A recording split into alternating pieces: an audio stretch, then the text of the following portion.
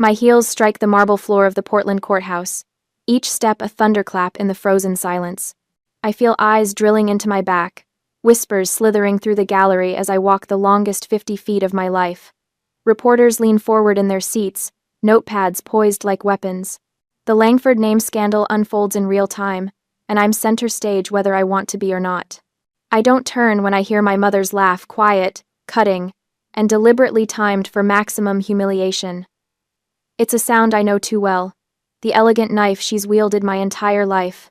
From the corner of my eye, I catch my father shaking his head, disappointment radiating from him in familiar waves. For 32 years I've been Beatrice Langford, the daughter who could never quite measure up. Today, that changes. Today, for the first time, I'm not the one on trial. They are. I take my seat beside federal prosecutor Sandra Miller, arranging my navy blazer with hands I refuse to let tremble. Sandra gives me a subtle nod, one professional to another. The weight of the evidence we've gathered presses against us like a physical presence. "You ready?" she whispers. Am I ready to dismantle the empire my family built? The Langford name means something in Portland. 12 rental developments sprawling across the city, 3 lakefront properties glistening on the water's edge, over $8 million in real estate holdings. My father built that empire brick by brick over 40 years. Graham Langford, the man whose approval I chased like a shadow that always stretched just beyond my reach. Behind us sits my mother, Portland's beloved socialite.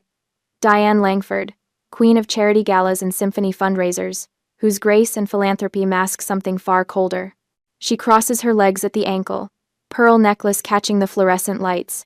Perfect posture, perfect smile, perfectly cruel. And Ethan, my brother, lounges 2 rows back, scrolling through his phone as if this is all a minor inconvenience. 35 years old and still the golden son who could do no wrong. He doesn't even look up when I enter, his dismissal as complete as it was when we were children. My mind flashes back to 2016, the housing downturn that nearly broke us. I remember my father's face, gray with stress as the numbers bled red month after month. I remember stepping in when his health failed, working 18-hour days to keep Langford Holdings from collapse. I remember withdrawing $520,000 of my personal savings money I'd set aside for my own future, and pouring it into the family business like water on dying plants. No contracts, no guarantees. Just faith in my family and the company that bore our name. 3 months later, when the market corrected and profits returned, I sat at our mahogany dining table watching my mother cut into her steak. The knife sliced through with surgical precision, her movements delicate and refined. "The board has concerns," my father said, not meeting my eyes. "About certain financial manipulations." My fork froze halfway to my mouth. "Financial manipulations? You mean the money that saved the company?" "The manner in which it was done," my mother interjected, dabbing her lips with a napkin. "It shows a certain overreach." I looked between them, waiting for the punchline that never came. "I'm being dismissed? After everything I've done?" Mother set down her knife, eyes cold as winter glass. "You were born to follow, not to lead, Beatrice. Some of us simply must accept our place." The words carved into me deeper than any blade. I left that night with nothing but a folder of balance sheets tucked under my arm, proof of my contribution and my dismissal. The silence as I walked out the door was deafening, my identity stripped away with a few careful words. Now, sitting in this courthouse, I meet Sandra's gaze and find something I haven't felt in years. Respect. "Yes," I tell her, voice steady despite the earthquake in my chest. "I'm ready." The courtroom falls silent as Judge Alan McKinney enters. His face gives nothing away as he calls the court to order, neutral eyes surveying the room. I wonder if he can feel it, the weight of what's about to happen. Years of manipulation laid bare for all to see. I can feel my father's eyes on my back, that familiar weight of disappointment that once threatened to crush me. I remember how he'd look whenever I questioned family decisions, that slow blink that dismissed me more effectively than words ever could. From the corner of my eye, I see my mother's subtle adjustments, straightening her already perfect posture, tilting her chin just so. The embodiment of maternal concern masking the architect of 1,000 small undermining comments, each designed to keep me in my place. And Ethan, now finally looking up from his phone, smugness radiating from him like heat. I can picture him at the family table, lounging while the rest of us sit straight, secure in his golden child status. The pattern is so clear now, the control, the manipulation, the steady erosion of my confidence and place. For years I thought it was love, thought the problem was me, how wrong I'd been. As the judge begins speaking, a strange calm settles over me. This isn't about money anymore. It isn't about properties or companies or even inheritance. It's about truth. And for the first time in my life, the truth is on my side. I straighten my spine and face forward, ready for the reckoning that's been years in the making. 3 years after walking out of the Langford mansion, I'd created a life that was distinctly mine. My Portland loft apartment sat 5 stories above the city, its industrial windows framing Mount Hood on clear days. Simple furniture, clean lines, nothing like the ornate excess I'd grown up with. A place where I made the rules, until the day a gray parcel appeared at my door. No sender, no stamp, just my name in block letters that made my stomach clench. I carried it inside, setting it on my kitchen counter like it might detonate. For 20 minutes I circled it, making coffee I wouldn't drink, straightening things that weren't crooked. When I finally tore open the packaging, a sealed envelope slid out. For her eyes only. H. Langford. My grandfather's handwriting. Henry had been dead 6 years, but I'd recognize those blocky capital letters anywhere. They belonged to a different era, when men signed their names with the weight of their word behind each stroke. My hands trembled as I broke the seal. Inside, a will. Handwritten, dated 2004, with Henry's unmistakable signature at the bottom. I, Henry Langford, being of sound mind and body, do hereby bequeath all properties, holdings, and assets to my granddaughter, Beatrice Langford. I sank onto my couch, the paper shaking in my grip. This couldn't be real. The court had read grandfather's will 3 weeks after his funeral. I'd been there, watched Ethan's smirk grow as every asset transferred to him. Not a penny, not a memento for me. I pulled up the probate records on my laptop, comparing the documents side by side. The court version named Ethan exclusively, but this version, Henry's true version, left everything to me. The signatures didn't match. Close, but not identical. One had been forged. Oregon's digital will registry didn't exist back then, a legal blind spot easily exploited by someone who knew the system. Someone like my father. My phone rang 3 days later, startling me from a fitful sleep filled with courtrooms and forgeries. Is this Beatrice Langford? A man's voice, graveled with age. Who's asking? Caleb Warner. I worked for your grandfather's attorney. He paused. The one who vanished in 2009. My chest tightened. What do you know about that? He refused to alter Henry's will. That's why he disappeared. His voice dropped. I've been afraid to come forward, but I can't live with it anymore. We arranged to meet at a small cafe near the Willamette River. I arrived early, choosing a corner table with a view of both entrances. Caleb Warner was older than I expected, mid-70s, with thinning white hair and glasses that magnified pale blue eyes. He walked with a slight limp, scanning the room before approaching. You look like Henry, he said, sliding into the chair across from me. Same eyes. Without preamble, he placed a scratched flash drive on the table between us. Your grandfather's attorney recorded everything. Insurance, he called it. That night, alone in my apartment, I plugged in the drive. A trembling voice filled my speakers. They forced me to forge the will. Graham and Diane Langford. They had copies of Henry's signatures, pulled one from a property deed from 1998. Graham said if I didn't cooperate, I'd regret it. I'm leaving town tonight, if anything happens to me. The recording cut off. I played it 3 more times, each repetition hardening something inside me. The deed from 1998. I remembered it, the Lake Oswego property purchased as an investment. The forged signature matched it perfectly. Too perfectly. My father had orchestrated everything. The mastermind who ordered the forgery, who handled the attorney when he became a liability. My mother, using her social connections to silence questions. Their coordinated effort to erase my inheritance, to erase me. And Ethan, the willing beneficiary, complicit through his silence. The next morning, I drove to First Oregon Bank and rented a safety deposit box. The original will went inside, along with a notarized statement from Caleb. I made digital copies, storing them in encrypted cloud accounts, on separate drives, with trusted friends. I spent nights researching Oregon estate law, statute of limitations, Forensic document examination. Building my case brick by meticulous brick. I'll testify, Caleb told me over coffee a week later. My reputation be damned. I reached across the table, squeezing his weathered hand. This isn't just forgery, Caleb. It's time theft. They stole years I could have spent building on Henry's legacy. The trail led me to Bend, to a nursing home where Althea Monroe, now 82, lived in a small room filled with photographs. Henry's former housekeeper answered the door in a floral housecoat, her white hair pulled into a neat bun. I wondered when you'd come, she said, gesturing me inside. Her trembling hands turned pages of a worn photo album. I was there when he signed it, right in his study. Your mother was standing behind him. She paused at a photograph that made my breath catch. Henry at his desk, the attorney beside him, my mother's figure in the background. The film lab's timestamp in the corner, June 2004. I sent a scan to Caleb that night. It's admissible, he replied immediately. They can't suppress this. I returned to my apartment 3 days later to find the door ajar. Inside, chaos.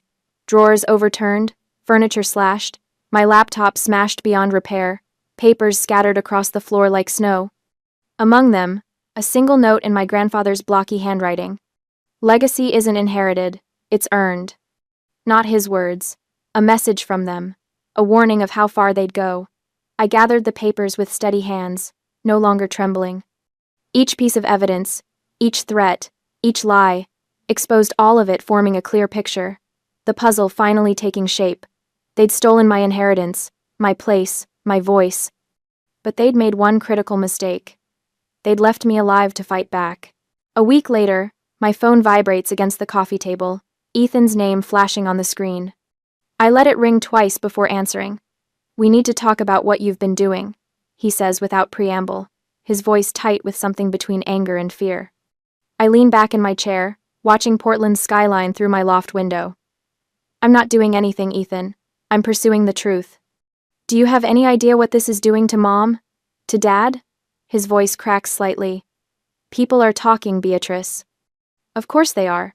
I've noticed the sideways glances at the grocery store, the sudden cancellations from old family friends. Diane Langford's whisper campaign is operating at full throttle, subtle insinuations about my mental state, carefully crafted rumors questioning my motives. In Portland society, my mother's soft-spoken concern carries more weight than shouted accusations ever could. The Rotary Club disinvited Mom from speaking next month.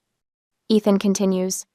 30 years of charity work, and suddenly they're going in another direction. I swallow the bitter satisfaction rising in my throat. That sounds difficult for her.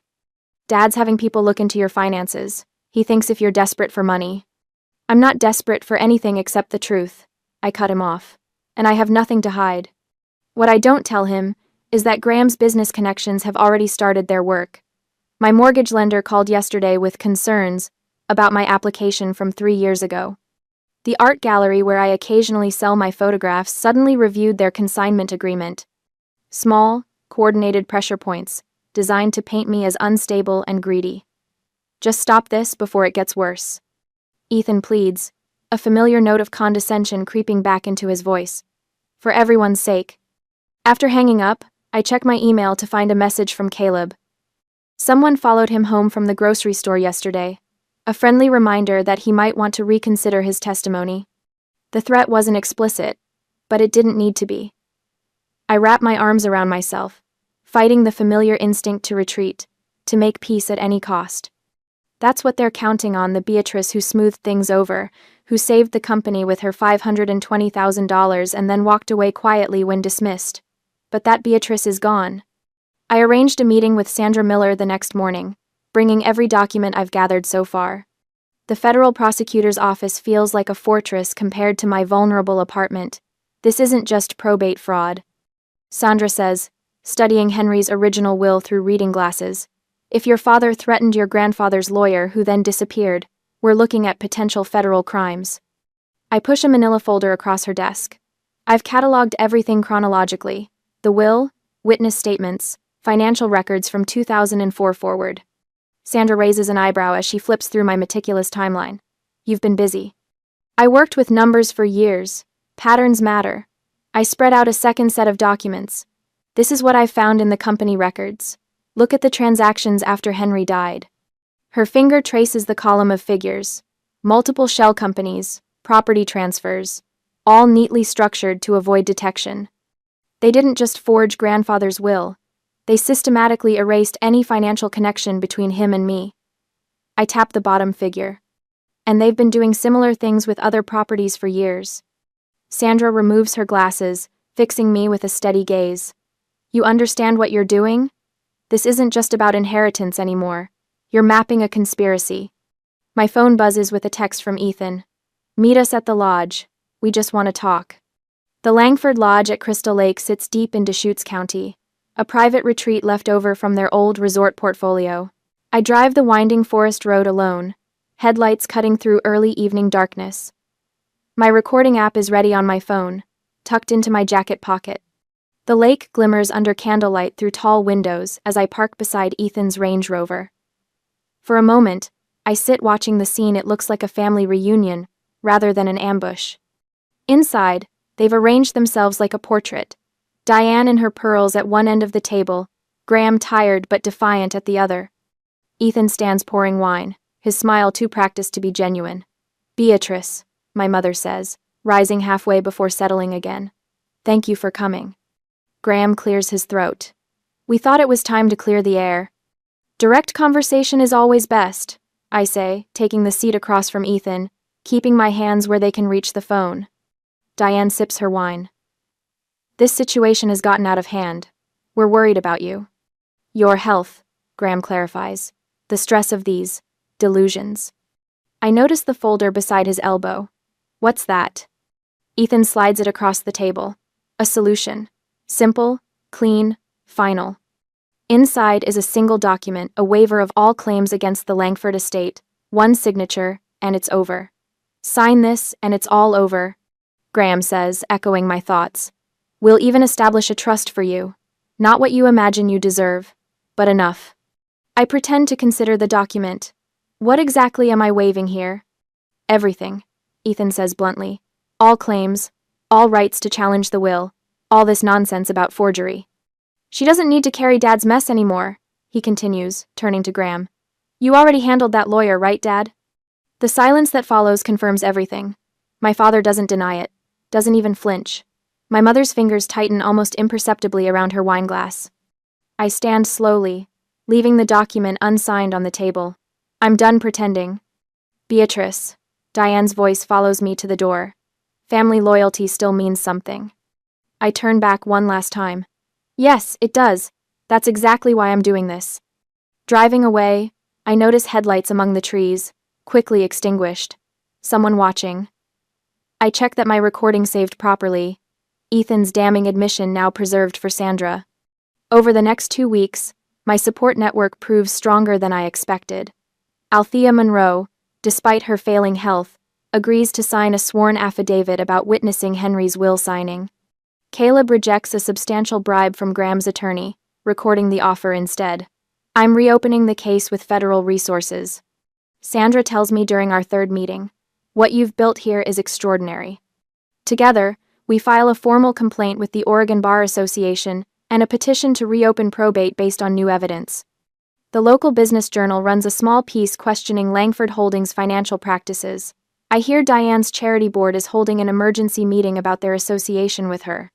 Graham suffers his first health episode the day after receiving legal notifications. My phone rings at midnight, Ethan, his voice raw. What do you want? He demands. Just tell us. Name your price. I think about the $520,000 I gave them, about the years of manipulation, about Henry's will hidden from me. I want what grandfather intended. After hanging up, I make a decision I've avoided for years. The next morning, I drive to Mount Calvary Cemetery with white roses clutched in my hand. Henry's headstone is simple gray granite, his name and dates etched in classic font. I place the roses as I did when I was a child, arranging them just so against the cold stone. From my purse, I withdraw his letter, the paper thin from repeated folding and unfolding.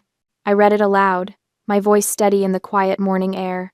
If she stands before you, she has already carried more weight than any man in this family. For the first time since this began, tears come, not tears of pain or anger but something cleansing, healing. The weight of doubt lifts as I embrace the strength he always saw in me. I won't let them erase you, I whisper to his headstone. Or me. Over the following days, Sandra methodically prepares our federal case for court. Evidence organized chronologically, witness statements notarized, Althea's deposition recorded before her health declines further. Our court date is set for 3 weeks later. I buy a new suit, practice my testimony in the mirror, build my resolve like a wall stone by stone.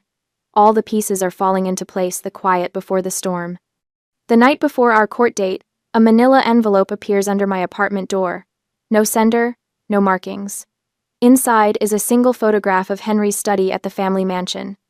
Something is circled in red, marker the painting behind his desk, the one of Mount Hood at sunset.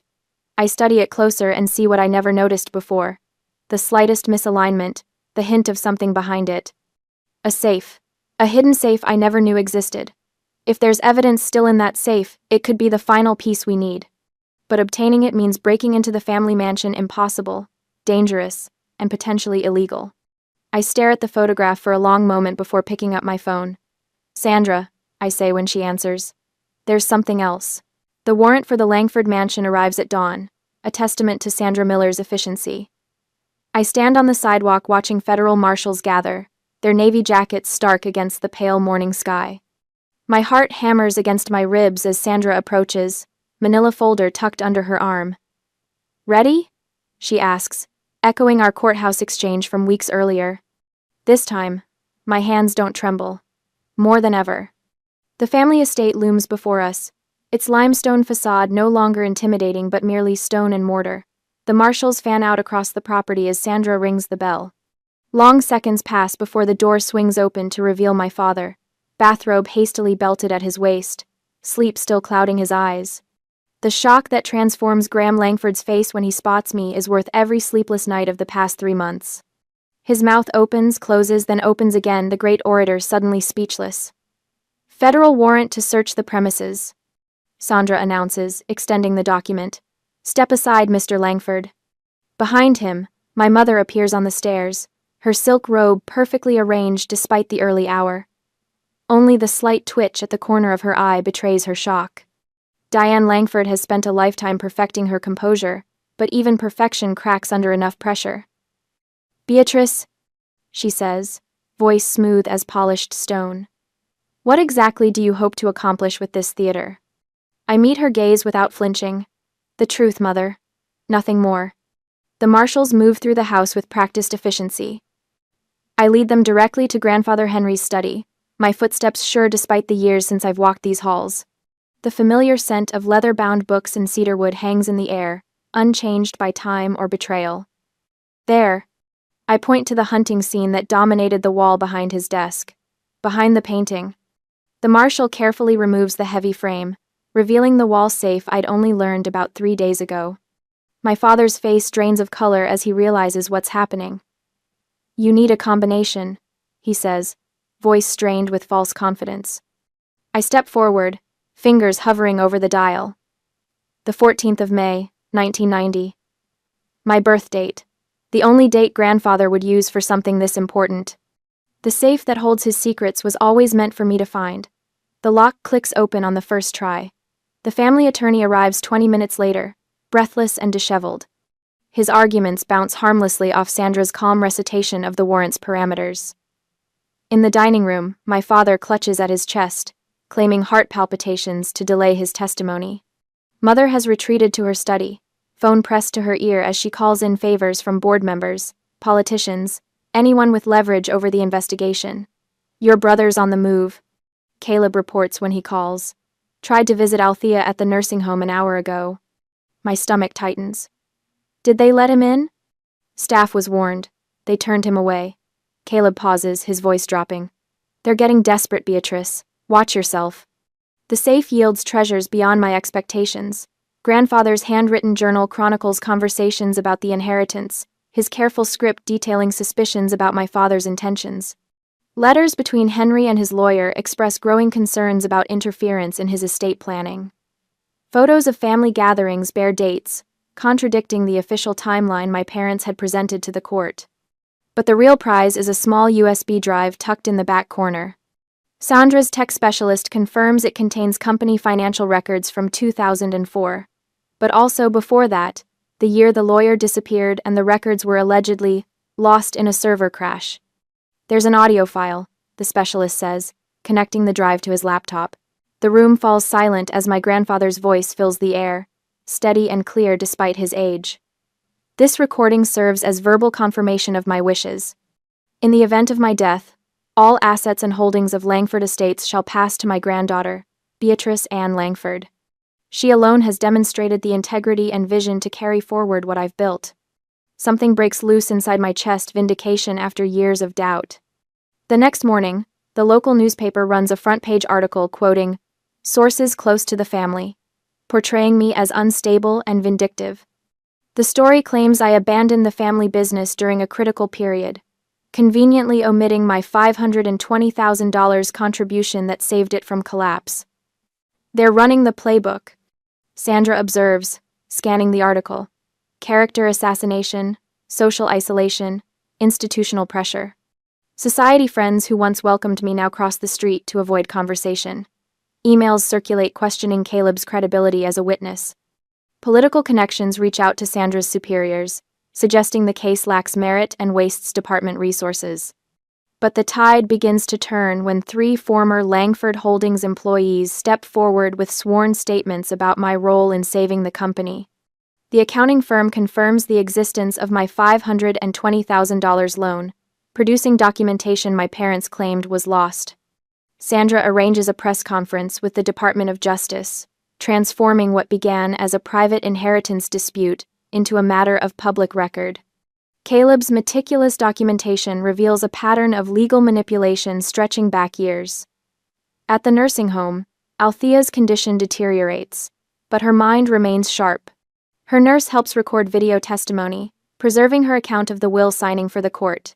She was always there, Althea says in the recording, her papery hands smoothing an imaginary tablecloth, standing behind him while he signed, making sure he did what they wanted. 2 board members resign from Langford Holdings, citing personal reasons. A bank audit flags questionable transactions in Ethan's accounts. Diane's charity organization launches an internal review after questions arise about financial discrepancies. Judge McKinney denies my parents' motion to delay proceedings, his order citing compelling evidence of potential elder abuse. The family's carefully constructed reputation unravels thread by thread. I spot them in the courthouse parking lot, mother and father, heads bent close together, voices raised in a way they would never allow in public. Father jabs a finger in mother's face, his words carrying across the asphalt.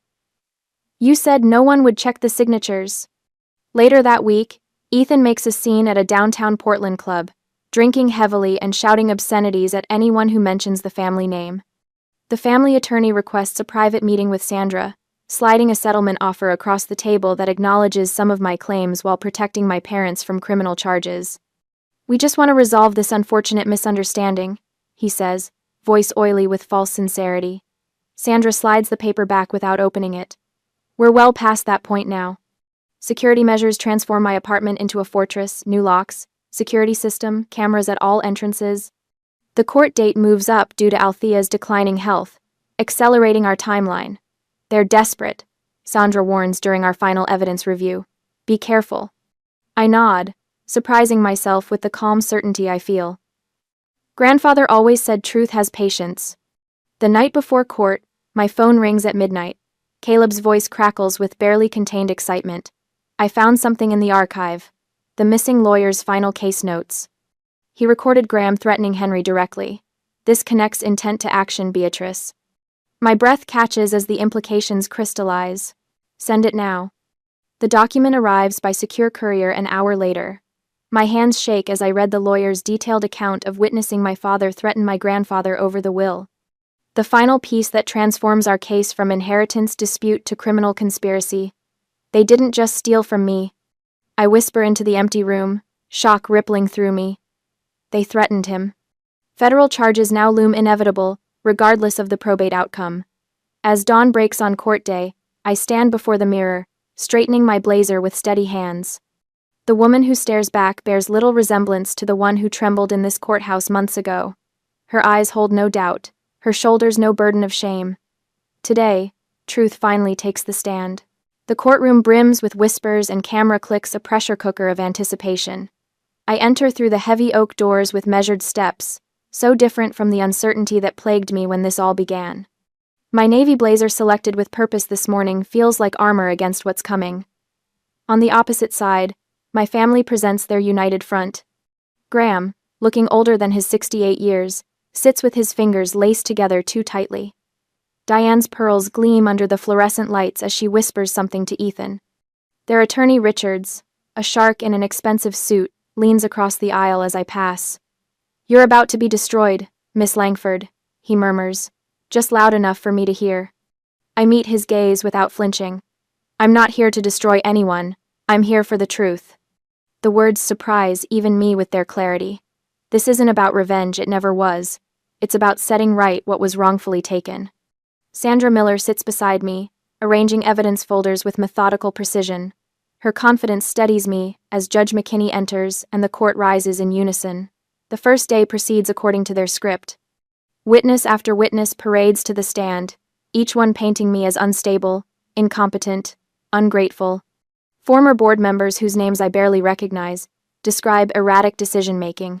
Family friends testify to my concerning behavior with rehearsed concern. Ethan takes the stand in the afternoon, his performance almost impressive. Tears glisten in his eyes as he describes trying to protect the family legacy from my reckless management. My brother, who never attended a budget meeting, who couldn't name 3 properties in our portfolio, suddenly portrays himself as the company's savior. My mother follows with her practiced performance of maternal concern. "We only wanted what was best for Beatrice," she says, touching her throat with manicured fingers. "She was never suited for leadership, despite our hopes."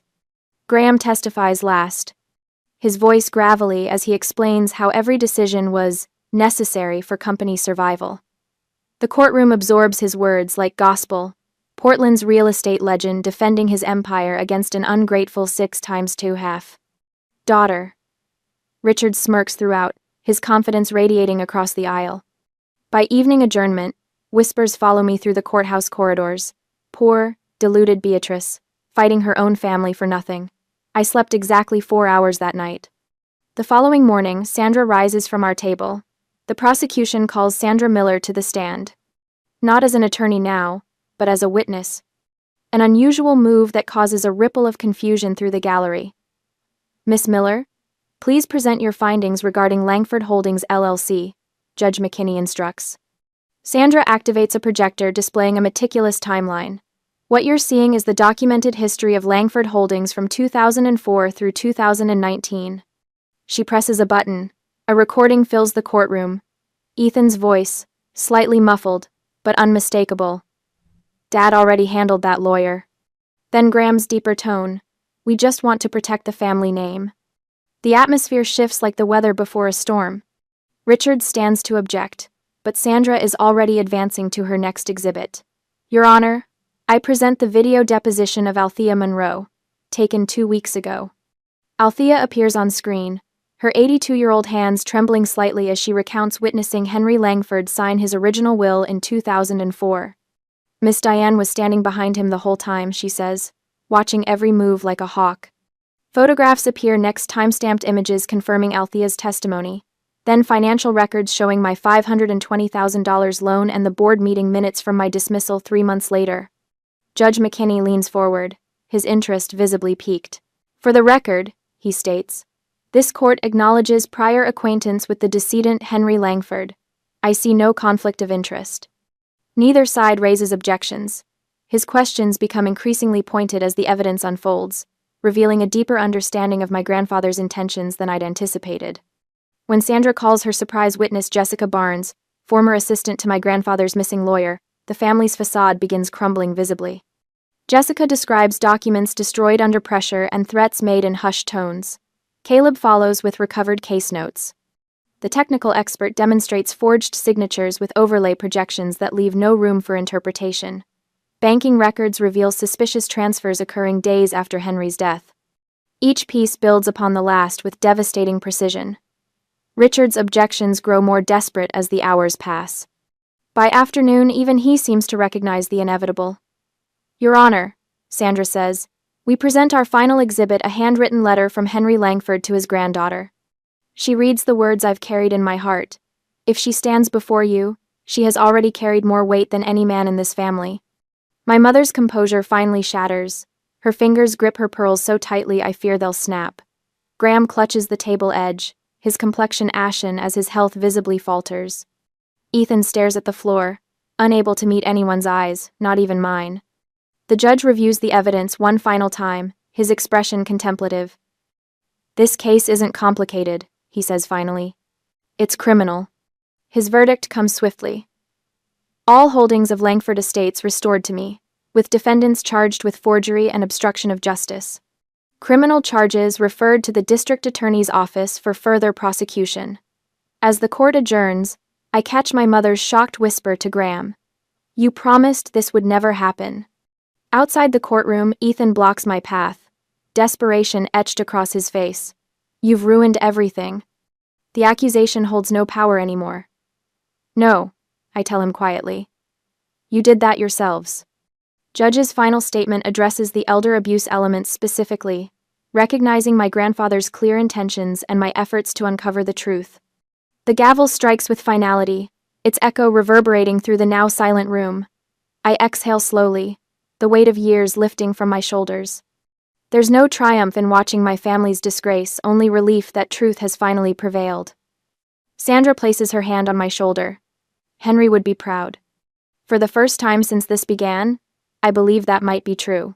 The national news vans have finally disappeared from the courthouse steps. 3 months after the verdict, my name still appears in legal journals and whispered conversations at Portland galas I no longer attend. Graham surrendered his real estate license 2 days before a massive stroke left the right side of his body paralyzed. Diane vanished from charity boards without explanation, retreating behind the walls of a much smaller house in Lake Oswego. And Ethan Golden Boy no more now hammers nails into foundation frames in Bend, building modest homes in the very town where Langford Holdings once constructed only luxury properties. The irony isn't lost on me. I drive the familiar winding road to Crystal Lake as evening settles across the water. The same road I traveled months ago with dread coiling in my stomach now feels different, almost peaceful. The lodge sits unchanged, its weathered timbers reflecting gold in the setting sun.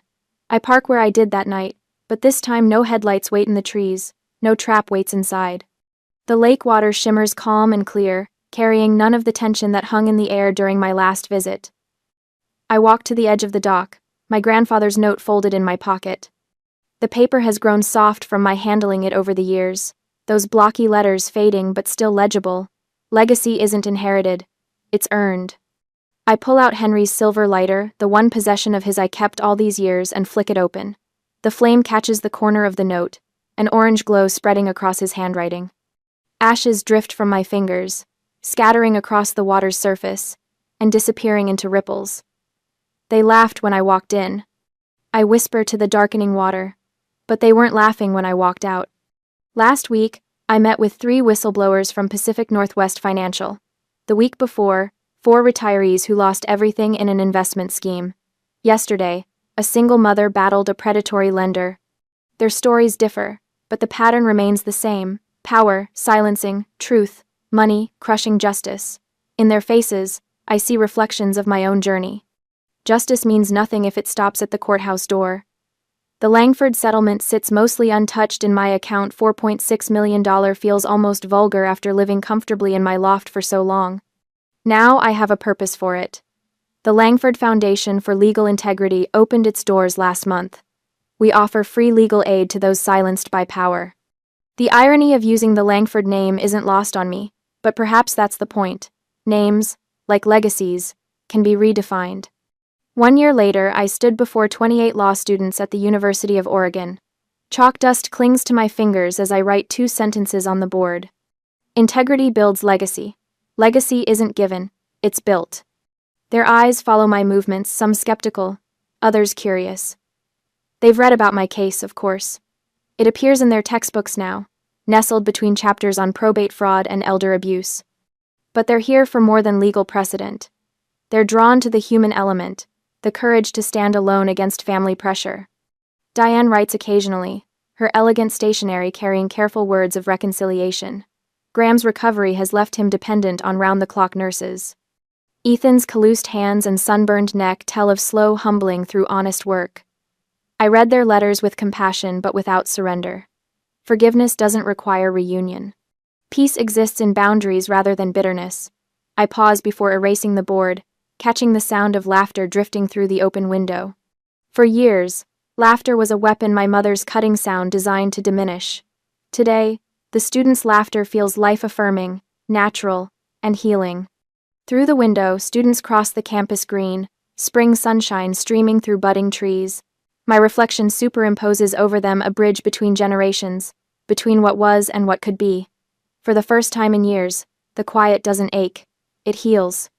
Legacy isn't inheritance but impact. The circle completes itself, from silenced daughter to empowered teacher. I catch myself smiling, not the practiced Langford smile of my youth, but something genuine. Something real. Something Henry would recognize.